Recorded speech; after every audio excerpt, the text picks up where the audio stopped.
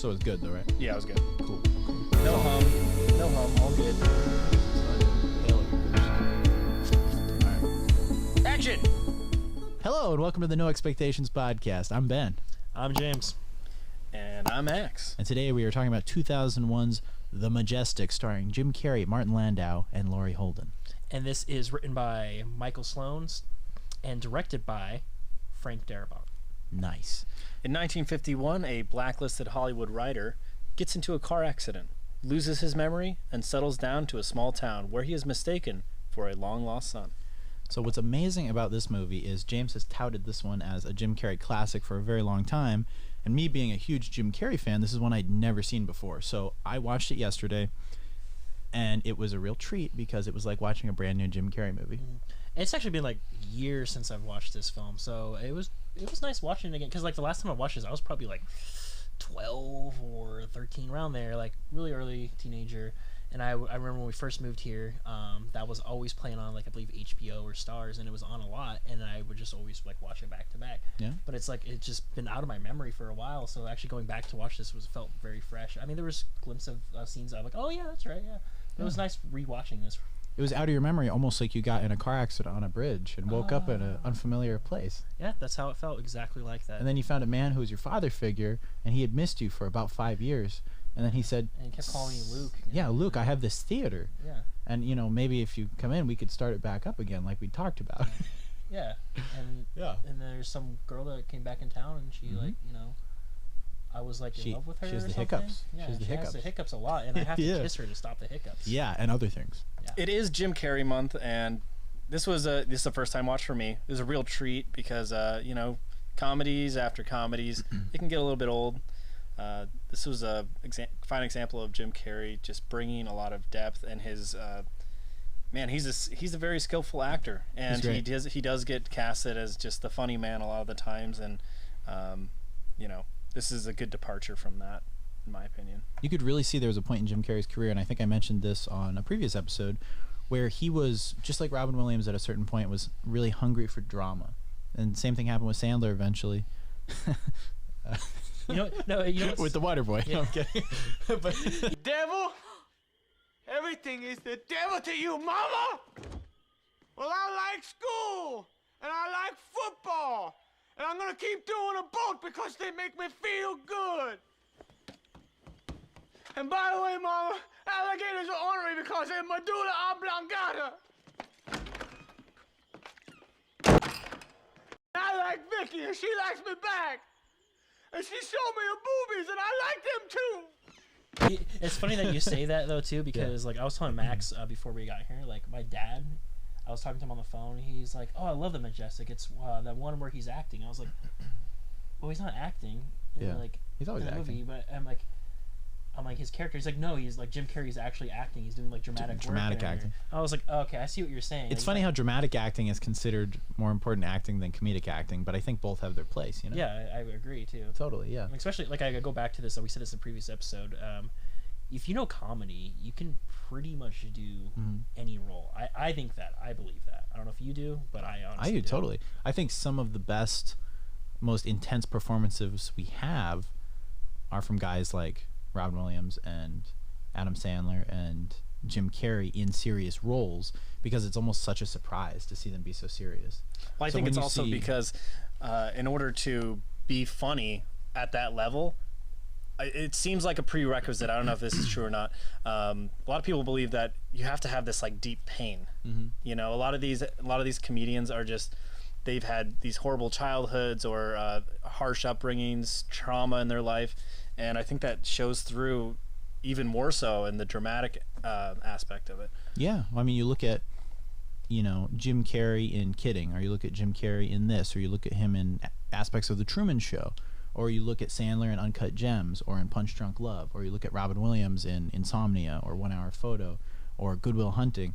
Those dudes take it to a whole new level with drama. They do. And they're known for comedy. When you think of them, people are always like, oh, Sandler, haha, Carrey, you know.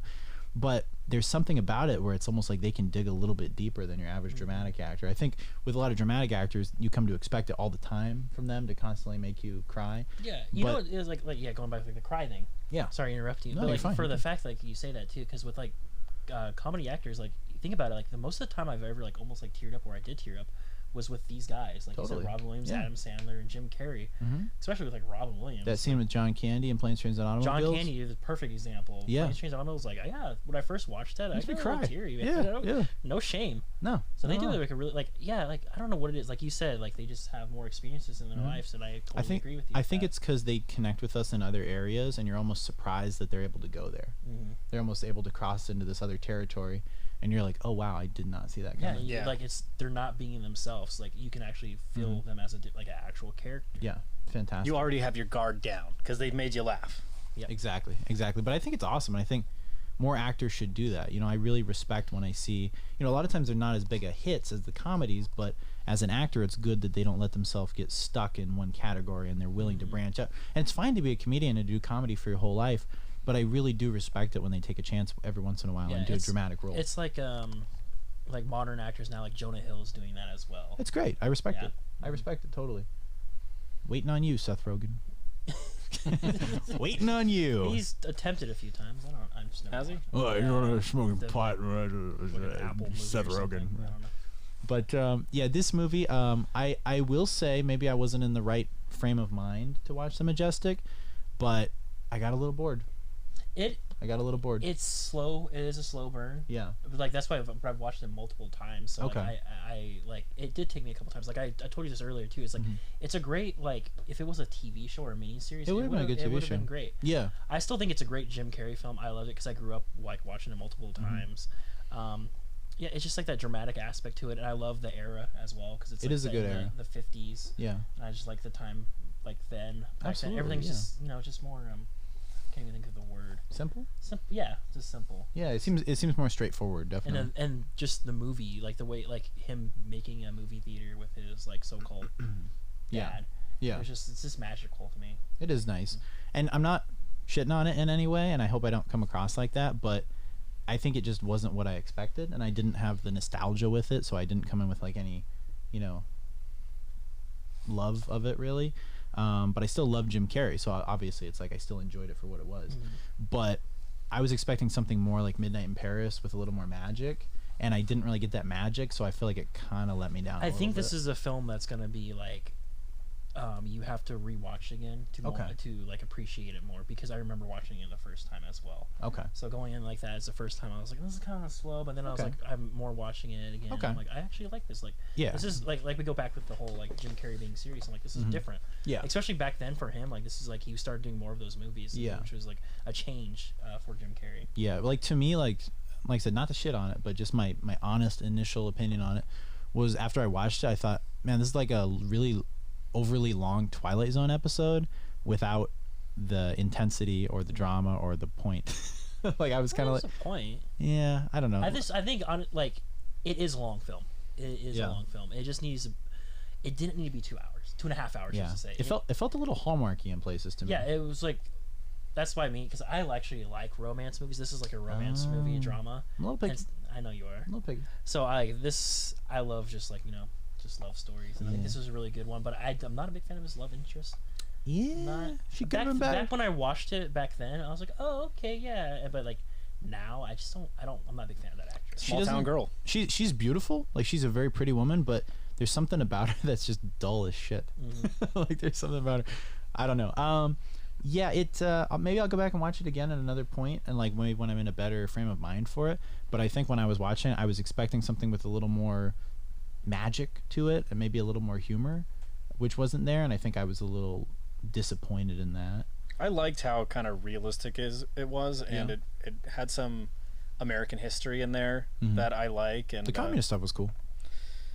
yeah. Just the whole the thing red that the happened red scare. Red scare that happened in the film industry. Another back movie then. like that. I know I'm kind of jumping ahead here, but a movie. Yeah, Trumbo. Trumbo is Never very seen similar. it, but I know the history. Trumbo I really liked. Yeah. Trumbo was super good. I liked Trumbo more than this, definitely. Well, but I'm not shitting on this. I'm not shitting on it. But yeah, I love Jim Carrey, and I love Jim Carrey in his prime. So that won't allow me to shit on this because I love that era of Carrey so much.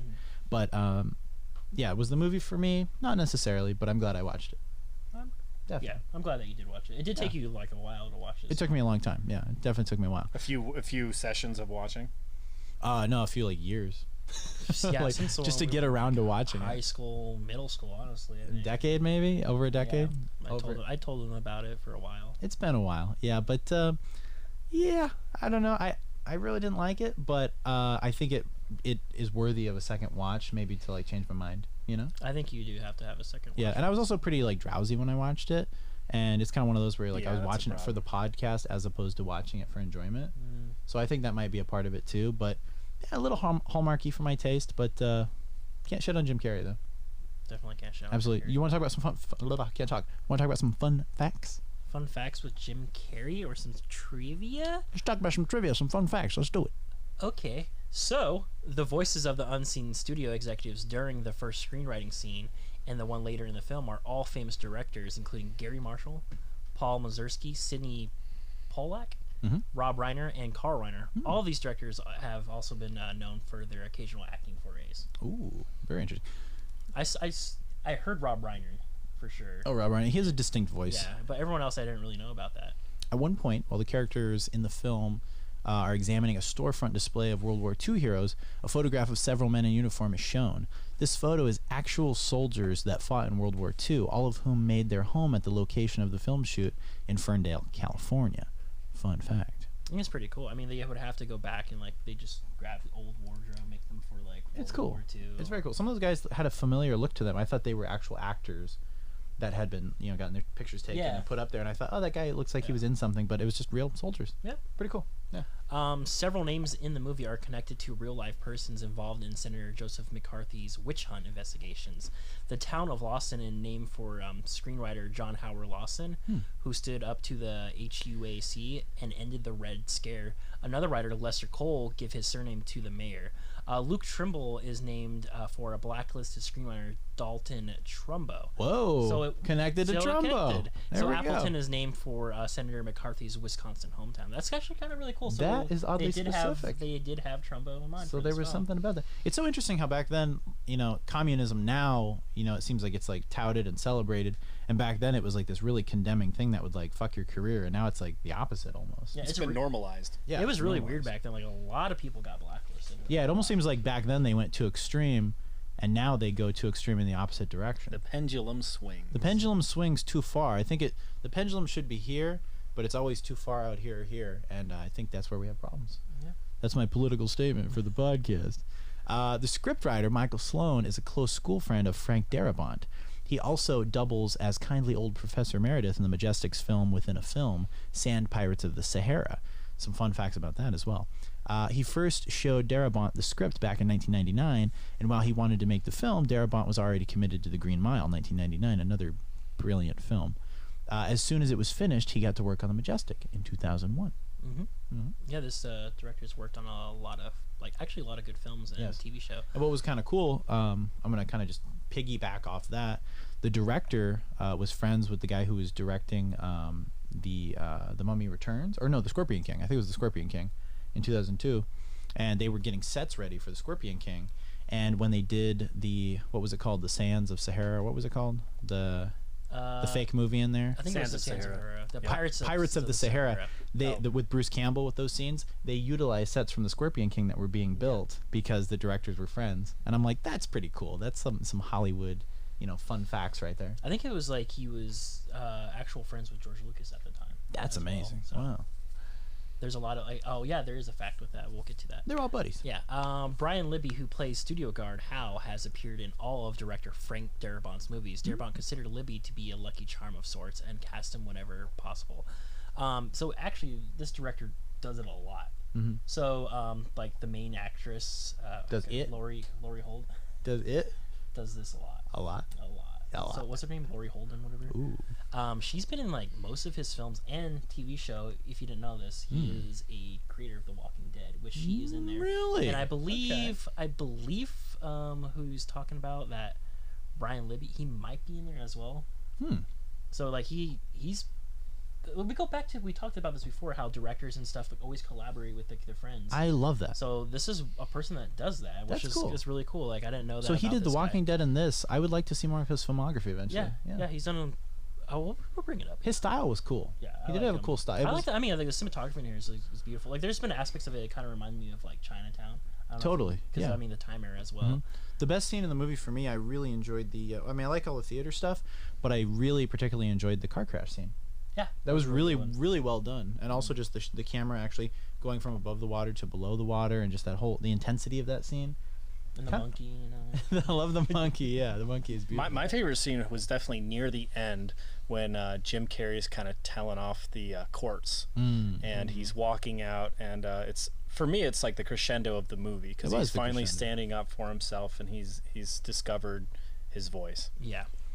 The America represented in this room is not the America he died defending. I think he'd tell you your America is bitter and cruel and small. The chamber will come to order. I know for a fact his America was big. Bigger than you can imagine. With a wide open heart. Where every person Mr. has a Appleton, voice. You are out of order, Even sir. if you don't like what they have to say. Enough, sir. You are out of order. I almost felt like that was improvised. I know it wasn't, as far as I could tell based on the things he was saying, but it felt very raw. Like that scene felt almost like when Bill Murray goes off at the end of Scrooged, and that was all improvised. And I heard that Bill Murray got a standing ovation from everyone for doing that. This felt similar. This felt like really like passionate and everything, but that's a great actor right there.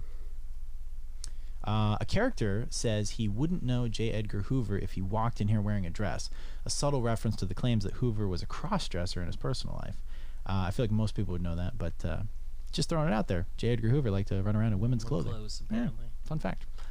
Del Stahlton, Laurie Holden, talks about how she was influenced by the film The Life of Emile Zola, and it's a 1937 film. Laurie Holden's grandmother was Gloria Holden, who actually played Alexandrine Zola, Emile Zola's wife, in that film. We're getting into some deep Hollywood history Oh, right here, yeah. man. Deep Hollywood history. That's what I loved about this film, because it was like the references for It was the a nod. old movies. Did you catch that It's a Wonderful Life poster in the background at the theater? I saw that, yeah. I was like, that's cool. That's nice. There's a brief scene of the Coco Bongo Club, Yep, which is saw also in The Mask. And I could be wrong, but I think Jim Carrey owns a club down in Mexico, and it's actually called the Coco Bongo. Is it called the Coco Bongo? I believe so. Okay. But that was kind of even if it's not, that's a really cool nod to the club and The Mask. I was like, man, that's weird that he only did that twice. That would be something I feel like as a movie I would have in like every movie in the background. But It's in Cancun. Cancun. Oh, so it really is called that. Yep. Okay. Huh. Very cool. Coco Bongo. Oh. This Chuck is- Russell was the director of The Scorpion King. Okay. Yeah. And they were friends. Got it. Didn't we talk about Chuck Russell? I don't know. Yeah. We talked about Chuck Berry. Wasn't Chuck Russell also who directed The Mask? Chuck Berry. No, it was a Russell also. I don't know. I don't remember. It was Wow. like something like David O. Russell, but not. It's not. It was a Russell. It was a Russell. So that's why I'm like, maybe that's why. Russell Westbrook? I don't know. I don't know. Who directed The Max again? Max. Some guy. Real quick. Sorry, Jamie. Chuck Russell. Oh, so, Chuck Russell. So it was Chuck Russell. I didn't know It was Chuck he Russell. directed The Scorpion King. Wow. So Not he, a great. interesting. So he had a connection with Jim Carrey. That's maybe why they grabbed Jim Carrey for this film. Interesting. And hey, you know what? I don't care what anyone says. I enjoyed The Scorpion King. I love aspects of The Scorpion King. Yeah. Oh, and fun fact, I'm wearing a Mummy t-shirt. We'll get back to that later. Oh, mummy. So this was only Frank Darabont's feature film that is not based on a Stephen King novel or a short story. So like I go back with like The Walking Dead. He also directed The Mist. Did he? Yeah, so that was with Thomas Jane. Holy shit. Our Punisher. Holy shit. Yeah. He is our Punisher. Yeah. Yeah. So yeah, he's always like I guess he's done a couple Stephen King short. Oh yeah, Green Mile. Green Mile. So yeah. It's nice What a going on. prolific man. It's funny how some directors are like on the tip of your tongue and you're always like, oh, Tarantino, Scorsese, Spielberg, Michael Mann, like, these big directors. There's other ones that have done so many things that we've seen, but you just don't think about. Yeah, Frank Darabont, he's more of a writer or a producer Yeah. now. He doesn't really direct much, but I think he just probably just made lots of money. Yeah, Just it's like, interesting. let's There's just some do movies this. where I'm like, oh, I love this movie, and I'm like, I have no idea who directed it. I've seen it 50 times. But it's crazy. He's one of those guys. A brief appearance of the Golden Idol, I caught this, from Raiders of the Lost Ark, can be seen in Appleton's in-film movie, Sand Pirates of the Sahara. I noticed that. I noticed that little Golden Idol. Frank Darabont previously worked on the Young Indiana Jones Chronicles, 1992, which I really enjoyed and had on VHS as a kid, as a writer, and would later spend a year writing a script for Indiana Jones and the Kingdom of the Crystal Skull. Rest in peace. Terrible fucking movie, which ended up being personally rejected by George Lucas. Well, maybe they should have gone with his script because it would have been better. Yeah. I agree. So this actually, so we'll go to our alternate casting in a little bit, but I consider this person, but I'm like, I've done him before. So Tom Hanks turned down the role of Peter Appleton. Oh, that would have been interesting. So I pictured him, but at the same time, I'm like, I don't know. It was a heavy tanks. It was a heavy Hanks era. That's what we call Tom Hanks. Though. We call him He's the tanks, man. He's the tanks.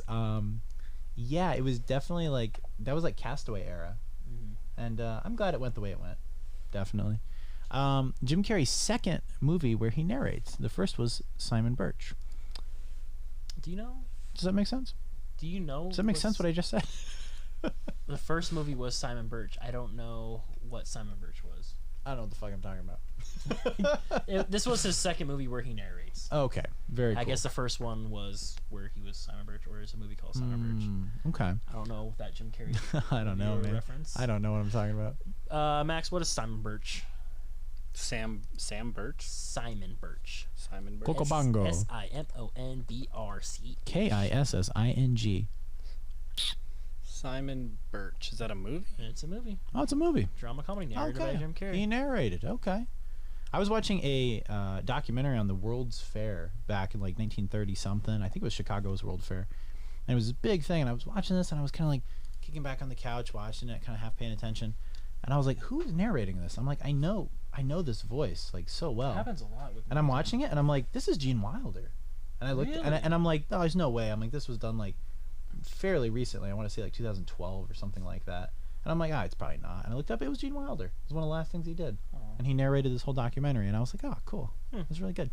So look it up, a World's Fair documentary narrated by Gene Wilder. Guys, I want to show you this. I'm just kind of going down a rabbit hole. Oh, over put here. your pants back. I found Coca Bongo. I see that. So that is cool looking. there are multiple locations. They should be in Vegas. They should have one in Vegas. They should have one in Vegas. Yeah. They have one in Cancun, Mexico. Cool. One in Playa del Carmen, Mexico. And then one in Punta Cana. Oh. And this one has a gigantic Spider-Man. Holy shit. I don't. Wow, everything's just crossing over into what Yeah. we've talked about recently. Yeah. Yeah, check out our Spider-Man episode, No Way Home. Yeah, it was a might pretty like good that. one. Scroll back through the records, and I'm sure you'll enjoy it. Anyways. Anyway, you want to continue with the fun facts? But that's crazy, man. I would love to take a trip to Coco Yeah, Bongo. we need to go for No Expectations. I would love that. Coco Bongo, Michael Jackson. What was going on there? That's all the fun facts that I. Hee hee. If you can think of any more. I say we get into recasting, man. Wanna go into Would you mind recastings? if I kick mine off, or do you want to start? You can recast yours, buddy. Okay, so let's start with the Jim Carrey character. I picked Nick Cage, Brendan Fraser, or Sam Rockwell. I think they all would have done a tremendous job, and a bonus would have been Tobey Maguire. I think at the time Tobey. I think Toby would have been good. Toby would have I been. think he really would have good. been a little young. No, yeah, around Spider-Man. He would have been about 25, Yeah. something like that. I just don't know when I see it. I picture a 30-year-old man. Absolutely, yeah, but I think he could have at least pulled it off. Maybe they could have changed it a little bit. Sam would Rockwell kinda- was just unknown back then. Sam Rockwell would have been. That would have been I think it Majestic, would've man. been era. Great. I think maybe a little earlier. it was a little earlier. Yeah, that would have been really good. Yeah, that was my choice. For Laurie Holden's character, the love interest, I picked Drew Barrymore, Naomi Watts, or Kate Beckinsale. Oh, I love Kate Beckinsale. That's my. I think that would have been really good. For Martin Landau's character, I picked Paul Newman, who still would have been alive for quite a few more years, Robert Duvall, or Jack Nicholson. I think that would have been a totally different movie, but it could have been. Really I interesting. consider Jack Nicholson at the time as well. Robert, out of those, I think Robert Duvall would have been. I didn't think about Robert Duvall. The best. I for thought that. about Paul Newman as well too, Did but you? I'm like, I don't know. I just like I was. He would have stolen the show. I think mine is not that great. For Okay. The dad. I think it was a little bit tough to find the dad for me, honestly. It's tough. It's tough. For Bruce Campbell's cameo, I was just having fun here. I picked Norm Macdonald, Steve Buscemi, or Matthew McConaughey. I think McConaughey would have been the best fit for like that Errol Flynn type character. For director, I would have picked Woody Allen based on his work on Midnight in Paris. And for writer, hypothetically, I would have picked Alden Robinson, who did Field of Dreams.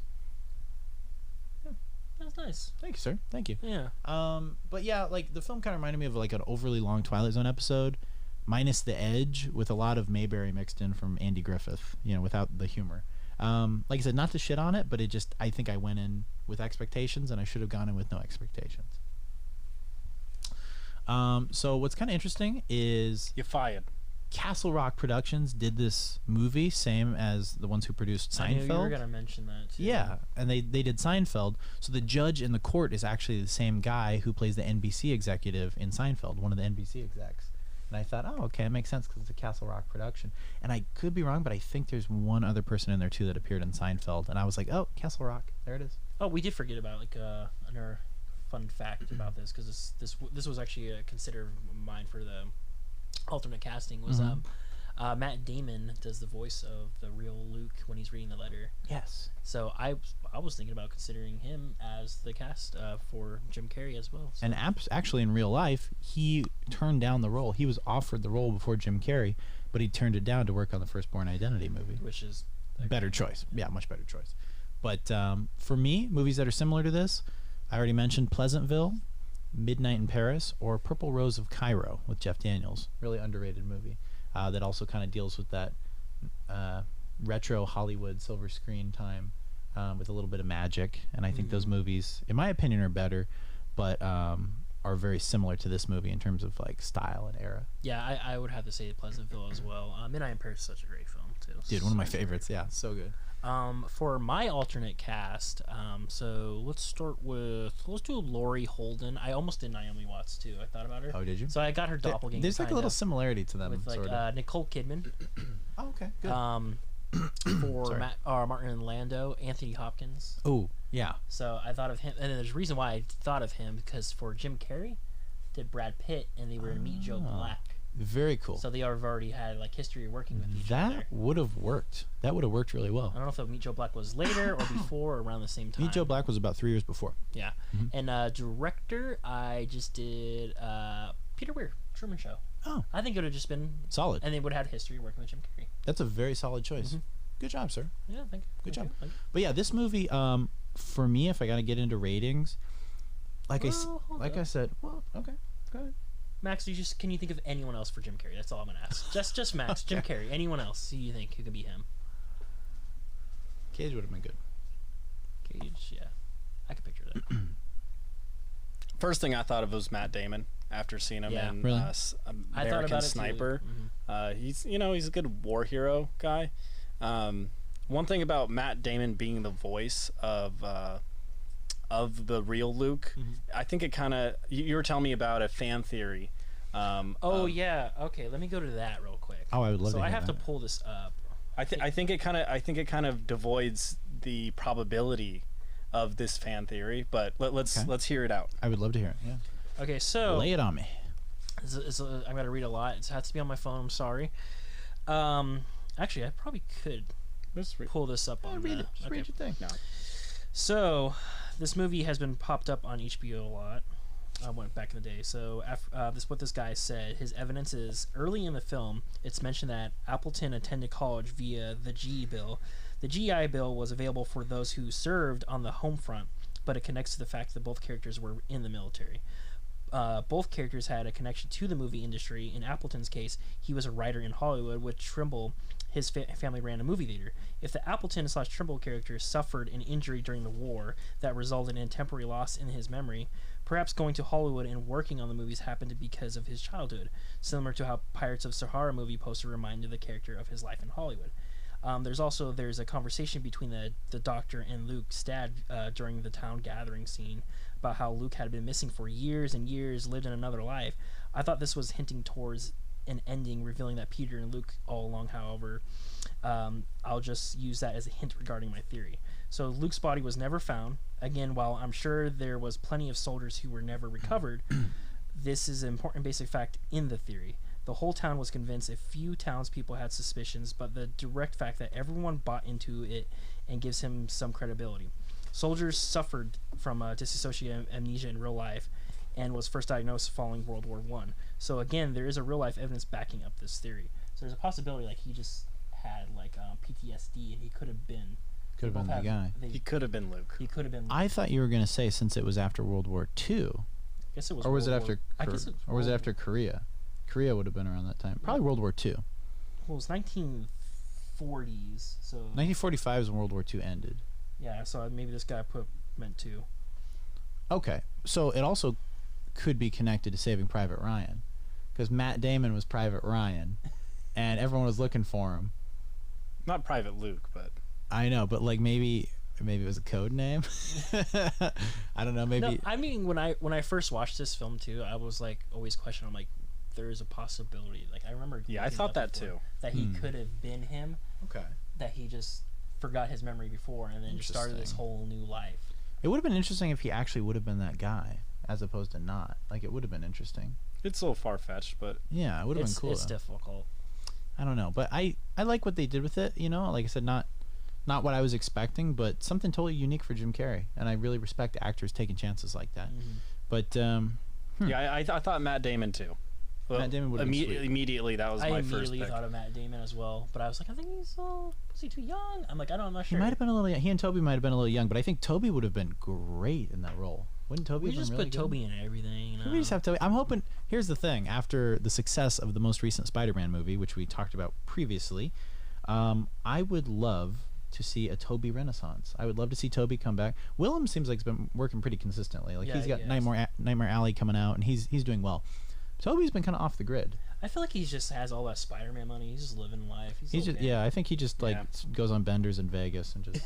Good for him. I respect Toby, him and Leo. but yeah, totally, they're like buddies. But I would love to see him come back with another big hit, like something totally unrelated to Spidey, something like Brendan Fraser's gonna be doing in the new Martin Scorsese Yeah, I want to movie. know like Brothers was such. I loved Brothers. I never saw it all the way through. I just saw the freakout scene. Yeah, it's a really good film with him and Toby and and it's Toby and Jake Gyllenhaal, right? Yeah. Yeah. What do you think would be a good vehicle for Toby to come back into movies? Like Is it Jake Gyllenhaal? aside from it is Jake Gyllenhaal.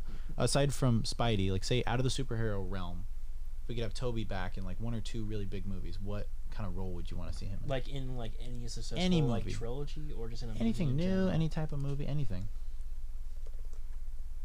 You know, that is a good question. Yeah, I'd like to see him in something a little, I want something different. maybe like a psychological thriller. Yeah. Well, I Like, mean, we already had with like Brothers, I would say like that. Yeah. I think they should do a Tobey Maguire Satan's Alley. You know, Satan's Alley. have you seen Tropic Thunder? Of course you have. From Fox Searchlight.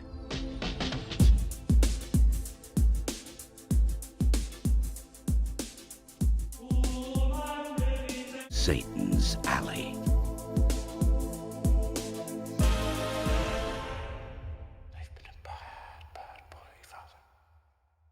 It's like a Brokeback Mountain. I would love to see him in a comedy. I'd love to see him in like an offbeat. Maybe you know what would be kind of good for Toby with his vibe, and now that he's obviously an older actor, not older, but you know, middle aged to older. He would be really good in the indie film circuit, like the roles that like Ben Foster takes and stuff like that. I would love to see Toby like kind of doing more independent movies. I agree. That'd be Yeah, I think we need to have a lot more of that. Yeah, because some of those movies like they surprise the heck out of you. They're just so darn good, and just because it's not mainstream and backed with a whole bunch of CGI and well-known faces, sometimes there's some really darn Let's good get like a independent movies. uncut gems, but with like Toby. Yes, with Toby. I'd like something a little more fun too, like with a Yeah. little more humor in it, maybe. Yeah. I want to see the Giants take a step back and have more indie films take a lead. Exactly. Because with today's technology, it's there's no reason why, you can't have a little bit lower of a budget and still have a good movie. Because I feel like the big producers right now, they don't really lean into like good acting or screenwriting. It's more of just like the whole the production as a whole, and just like throw more money at it. Money. Yeah. So Oh, this is cool. Let's put that in there. Yeah, exactly. Something bright and shiny. Let's have an explosion and then a joke every 1.5 minutes. It's so fucking stupid. I hate them. We're all gonna die with a spaceship! yeah, I've had enough sequels for now. Yeah. Yeah, we let's could do something new. Yeah. And I know everyone says this, but we're gonna keep saying it until it fucking changes. But anyway, ratings. Ratings. Yeah. All right, my rating, because I don't have the nostalgia connected, but I do love Jim Carrey. 3 out of 5 for me. That's not bad. Yeah, 3 out of 5. Average. Yeah. I give it a 3.5. 3.5. 3.5. Wow, I even with enjoy your it. nostalgia, huh? 3.5. Interesting. I also give it a 3.5. Okay. Just like the history. I do like the history aspect of it. I think the performance from Jim Carrey was superb. He was very good. Solid 3 out of 5. Solid 3 out of 5. Solid, yeah. Solid 3 out of 5. Okay, so not 3.5. 3. 0.5. 3. 3.5 out of 5. Yeah, 3.5 out of 5. What did I say? Okay. You said 3.5 out of 5. Then I just want to make sure because I know those magical stars are going to appear. I just want to make sure. I don't know how they get there. They magically appear. 3.57 out of 5. So 3.5. Beautiful. 3.6. Let's round up. Fantastic. Now let's talk about that poster for a second. It kind of reminds me of the Weatherman poster a little bit with Nick Cage. That's what Nick That's Cage weird because would have like, pulled I've this never off. seen that poster for the Majestic, It's a good one. It's very modern. or even the other one that you have up as well, Max. I feel the one on the bottom left is more appropriate. Oh, for the yeah, time way period. better. That looks like Oh, I something love from the that one. 50s, and This it looks one, great. this one looks like the movie came out last year. Yeah. Yeah, it looks very modern. I will almost bet money that's a Blu-ray case Cover. or cover. Yeah. Yeah. But I really like that one that looks like a Mr. Deeds Goes to Washington, like classic looking poster. That one looks pretty cool. Like that. Oh, you were saying, had this been made back in the day, Jimmy Stewart. Yeah, Jimmy Stewart. Yeah, if it was back like in that time era, like who was a perfect person? Jimmy Stewart. Jimmy Stewart. Jimmy 100% Stewart. awesome. Oh my, the Majestic. It's such a wonderful theater. But frankly, I don't remember. And directed by Alfred Hitchcock. Would have been cool. Put some suspense in there, man. I tell my actresses to take their tops off, and they don't listen. It's the birds. We need to see nipples. Nipples. All right, guys. So hottie for the movie. I guess we got to go with. I'm gonna go with Mabel, the girl who played Mabel, the Yeah. one who was like supposed to dance with Bob all the time. The Bob the asshole. I like the Yeah. one that was the actress in the movies in the beginning. That was like his girlfriend in the very beginning. Oh yeah, the one who was like. She was the cutie for yeah, me. okay, yeah. She was the cutie. The one where at the end of the trial he's like, "Well, I'm trying to get laid." Yeah, exactly. I'm horny. Yeah, I'm a horny boy back then. Of course, he's a horny 1950s man at the Cocobongo Club. Any closing remarks on this film? Definitely Amanda Detmer for me.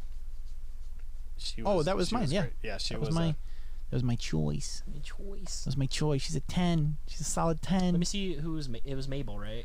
Mabel. Mabel. It sounds like a cow. Yeah, right there. Catherine Dent. Catherine Dent. Can't even see. Not a fan. I thought she was cute in the film. Mm. Better than the Laurie Holden. Nah, I'd take Lori. I don't know.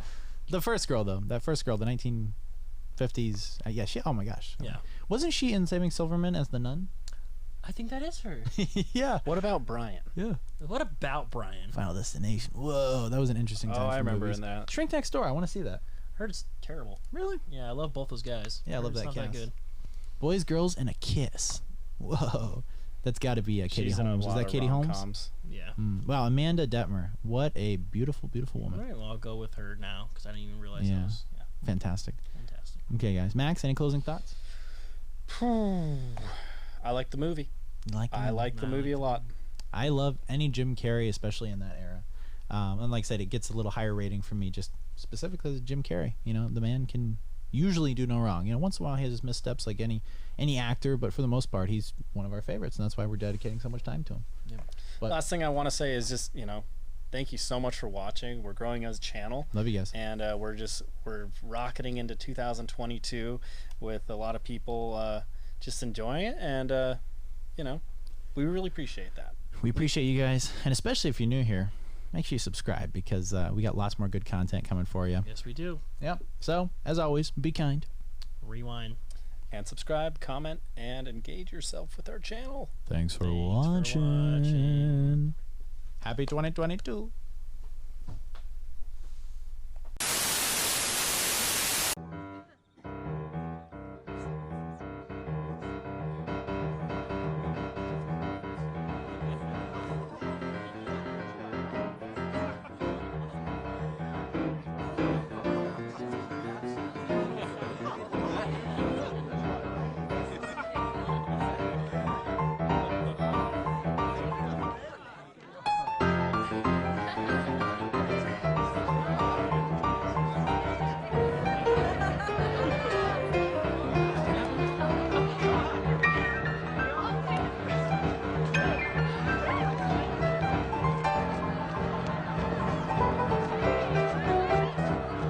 Really, Luke?